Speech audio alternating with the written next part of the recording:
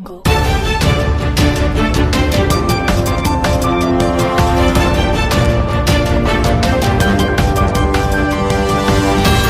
Jungle.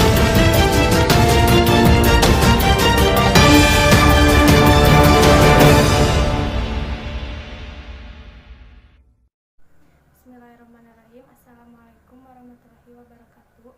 Wilujeng enjing pamirsa sadayana, simkuring Susan Santika dina acara ieu bade ngadugikeun sawatara warta anu kantos kajadian di sabulan kapengker ieu nyaeta Covid-19. Ayeuna urang nuju dikagetkeun ku nyebarna novel coronavirus.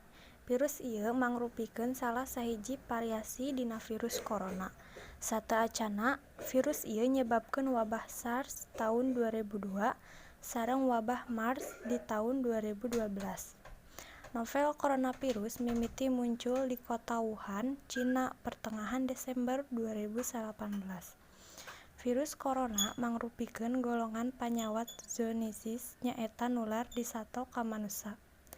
Hal ieu tos nyieun hariwang masyarakat di sakumna dunya kaasup Indonesia. Data WHO dugi ka kaping 28 Januari 2020, 4.583 kasus kaserang. Gejala virus corona dimimitian ku demam tinggi, batuk garing, sareng sesak napas, atanapi kasusah napas. Tapi sakali aya sababaraha jalmi anu teu nunjukkeun gejala nanaon tapi anjeunna kakenaan virus corona ieu. Janten urang kedah waspada sareng tetep nengetan kasehatan urang. Urang tiasa ngalakukeun pikeun nyegah virus corona asup kana awak urang.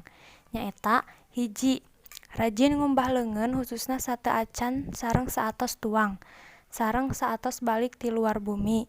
Ulah hilap ngumbah leungeun anjeun ngangge sabun sareng ngajalankeun cai bersih. 2. Nganggo masker upami angkat kaluar imah, utamina babaturan angkat ka tempat umum sapertos stasiun beus atanapi bandara. 3. Tutupan irung sareng sungutna ngagunakeun tisu atawa leungeun baju. 4. Jaga jarak sareng jalmi anu nuju. Mun sakitu wae warta anu tiasa ku simkuring didugikeun, mugia sing bermanfaat. Wabillahi taufiq wal hidayah. Wassalamualaikum warahmatullahi wabarakatuh. Go.